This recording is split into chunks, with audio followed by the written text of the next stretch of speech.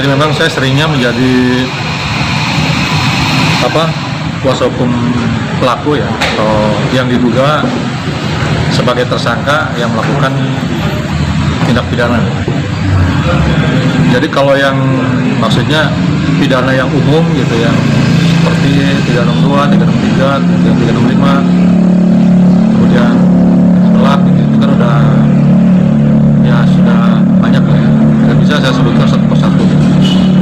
Hanya saja memang ada beberapa kasus di Indramayu ini yang menonjol, yang menyita perhatian publik, yang menurut alam kesadaran kita itu suatu kasus yang luar biasa brutal gitu atau sadis. Itu saya inventarisir, ada 5 kasus. Pertama adalah pembunuhan supir atau driver Grab, rental online yang dilakukan, yang dihanyutkan di sungai Desa Pegandangan Jaya dekat Akamigas itu. Itu pelakunya 2 orang, yang salah satunya warga Lumajang, Jawa Timur, yang saat ini masih ditahan di Polres dan kemarin sudah baru dilakukan tahap 2, yaitu pelimpahan berkas dan tersangka serta alat bukti dari penyidik kepada kejaksaan.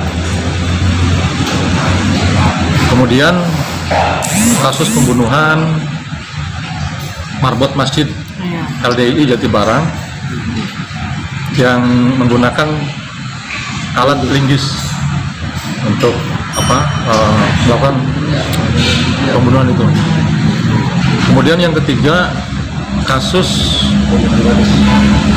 pembunuhan gadis di dalam kamar kos, atau yang sudah viral disebut micet, menggunakan sarana micet. Itu yang keempat, kasus pembunuhan kakak ipar membunuh adik ipar, yang TKP-nya di perumahan nelayan Pauman dari situ lah. Kemudian yang terakhir kemarin itu kasus pembunuhan anak sebagai pelaku yang membunuh ayah kandungnya sebagai korban, yang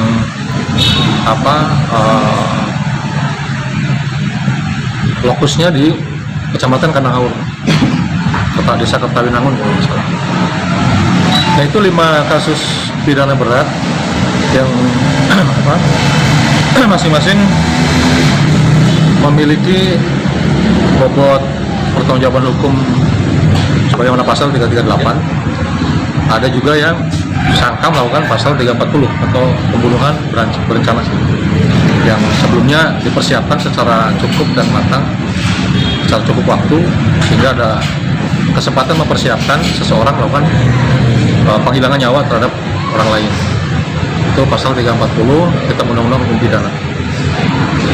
Nah, itu yang besar yang ditangani oleh kantor hukum kami, dan saya selaku pribadi sebagai penasihat hukum daripada tersangkanya. Sampai dengan akhir tahun ini belum ada yang naik ke persidangan, baru naik di tahap 2, pelimpahan berkas dari berkas tersangka dan alat bukti dari penyidik ke kejaksaan.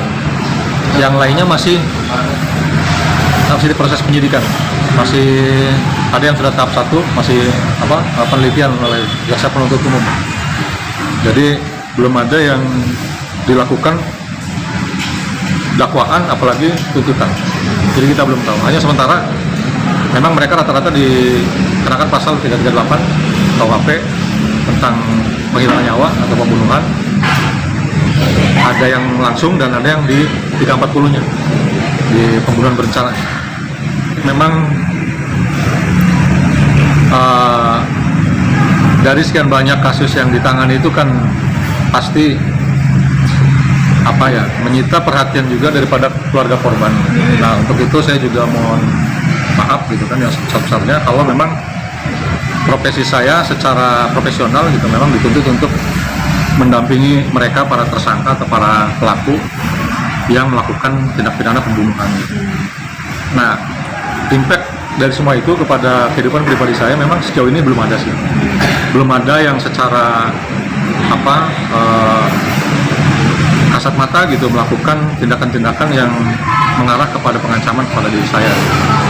Pertama, mungkin mereka juga memahami tugas dan fungsi saya sebagai pengacara. Yang kedua juga mungkin mereka faktor tidak tahu atau mungkin tahu gitu kan. Tapi lepas dari semua itu, saya sebagai manusia yang sama juga dengan mereka, para keluarga korban juga sesungguhnya sangat menyesali tindakan seperti itu. Tindakan-tindakan sadis, tindakan-tindakan brutal yang sesungguhnya bisa saja selain dengan membunuh itu masih ada upaya-upaya lain gitu kan, ketika kita bermasalah dengan orang, apalagi misalnya dalam satu keluarga gitu kan, ada kakak ipar dengan adik ipar, ada anak dengan ayah kandungnya gitu kan. Dan memang rata-rata dari beberapa kasus ini ya letupan faktor utamanya adalah dari masalah ekonomi. Kayak misalnya yang di Lakban dihanyutkan di sungai itu juga motifnya mereka hanya perampasan barang gitu kan. Perampasan barang, ingin merampok mobil gitu kan. Tapi pada akhirnya juga melakukan pembunuhan. Nah, hal seperti itulah. Kalau yang lain motifnya jelas ada sakit hati, kemudian juga ada kecewa terhadap orang tua dan sebagainya. Kalau dari rekonstruksi kemarin yang sudah digelar gitu, ada beberapa yang saya sadari gitu kan, bahwa mereka melakukan secara sadar gitu, dengan perencanaan yang matang gitu. Itu ada 3. Pembunuhan Lakban, kemudian pembunuhan kakak ipar dan ayah. Kalau micet, iya. Kalau micet enggak, dia kan ingin berselas-selas. Iya. Tapi karena emosi saat gitu kan, dia tersulut mencari unsur-unsur pelemahnya, unsur-unsur daripada suatu tindak pidana itu, peristiwa hukum itu kan pasti ada hal-hal yang bisa saya cari dari penggalian secara material gitu. Karena pidana itu kan pendekatannya adalah pendekatan material gitu. Nanti peristiwanya secara rinci dan runtut akan saya buktikan di dalam persidangan bahwa ada hal-hal yang bisa meringankan. Dan biasanya kan ada secara formil hal-hal yang meringankan itu mereka baru melakukan tindak pidana, bukan residivis gitu kan. Kemudian juga nanti ada secara mens reanya di sini.